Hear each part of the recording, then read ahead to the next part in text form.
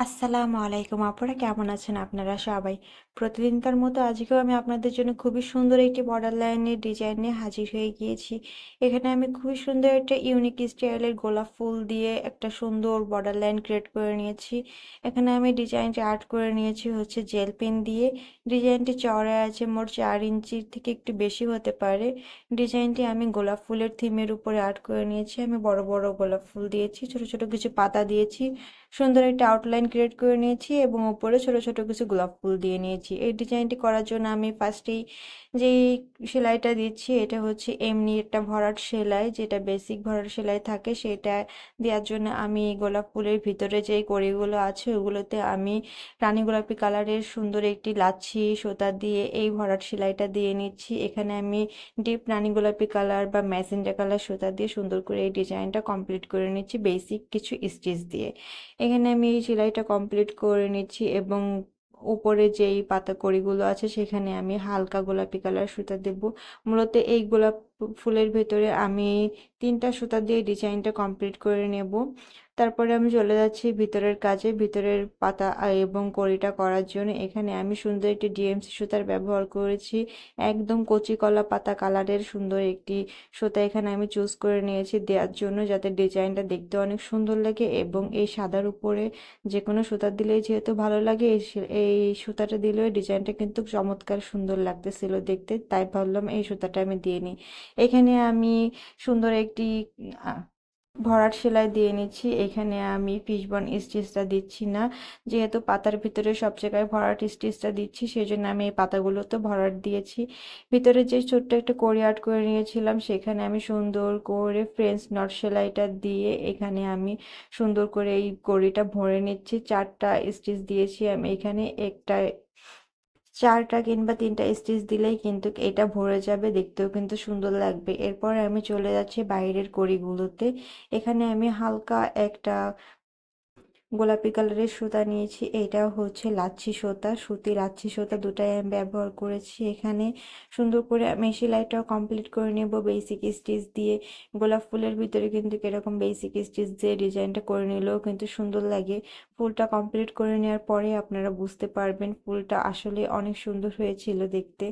এই ফুলের সম্পূর্ণ ভিডিওটা আমি একটি শর্টস ভিডিওর মাধ্যমে আপনাদের সাথে অনেক আগে শেয়ার করে দিয়েছিলাম। ডিজাইনটা আপনারা অনেক বেশি পছন্দ করেছিলেন।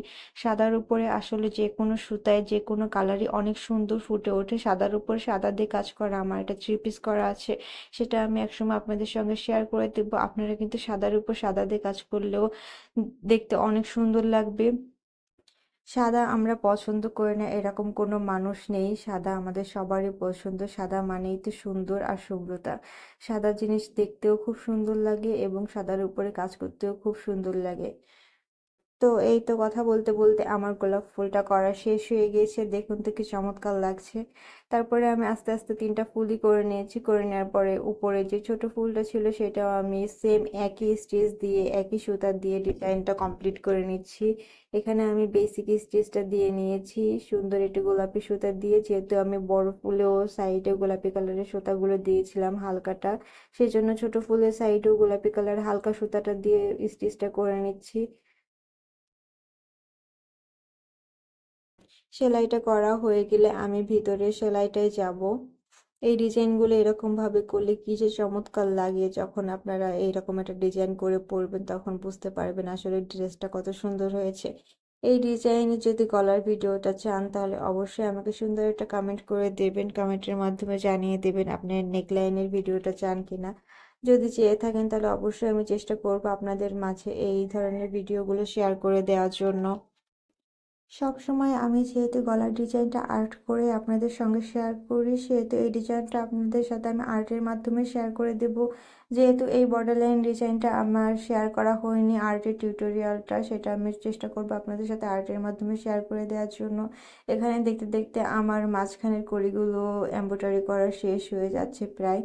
এটা শেষ হওয়ার পরে আমি ফ্রেঞ্চ নট দিয়ে একই সুতা দিয়ে ভিতরের কড়িটা করে নেব। কড়িটা করে নেওয়ার পরে তারপরে আমি পাতাগুলোতে চলে যাব। 3টা স্টিচ দিয়ে আমি এই ফ্রেঞ্চ নট সেলাইটা দিয়ে দেবো। এখানে আমি 3 তার সুতা নিয়েছি, ডিএমসি সুতা যেহেতু 6 তার সুতা, ভাবলাম 3 তার সুতা নিলেই বেশি সুন্দর লাগবে।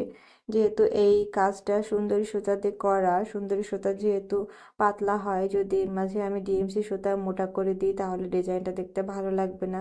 সেই জন্য আমি সুতাটা পাতলা করে নিয়েছি।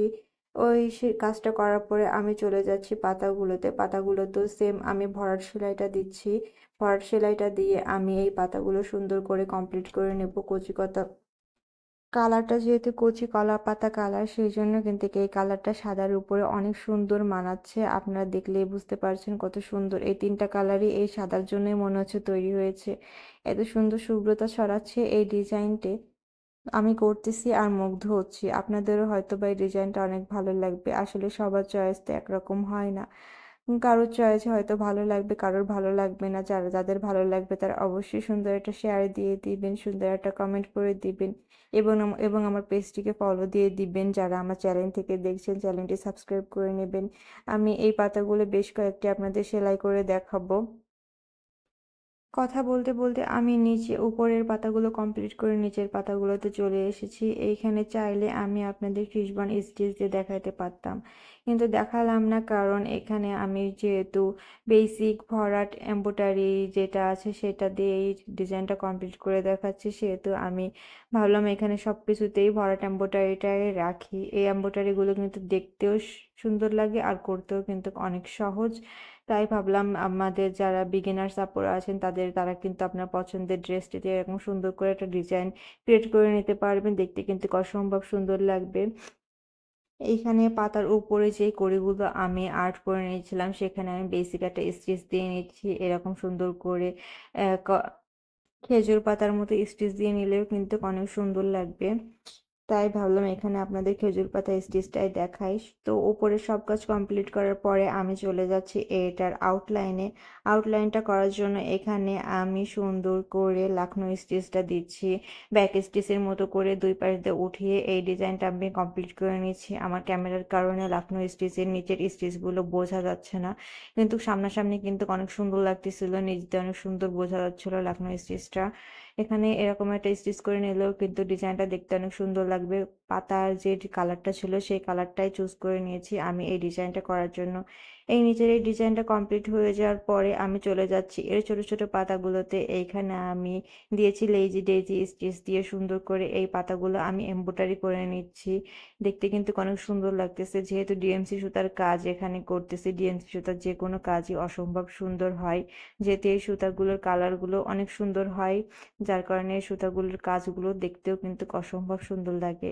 এরকম দুটো সুতার কম্বিনেশনে যদি কোনো ড্রেস আপনারা করে নিতে পারেন তাহলে কিন্তু আপনার পছন্দের ড্রেসটি অসম্ভব সুন্দর হবে দেখতে। তো আমার ভিডিওতে এত দূর স্টে করার জন্য আপনাদের অসংখ্য ধন্যবাদ। এভাবে আমাকে সাপোর্ট করে যাবেন। এরকম সুন্দর সুন্দর ভিডিও পাওয়ার জন্য যারা আমার পেজ থেকে দেখছেন তারা অবশ্যই পেজটিকে ফলো দিয়ে নেবেন। যারা আমার চ্যানেল থেকে দেখছেন চ্যানেলটি সাবস্ক্রাইব করে নেবেন। সুন্দর একটা কমেন্ট করে জানিয়ে দেবেন কালার কম্বিনেশন এবং ডিজাইনটা কেমন হয়েছে। ধন্যবাদ সবাইকে, ভালো থাকবেন। আল্লাহ হাফেজ।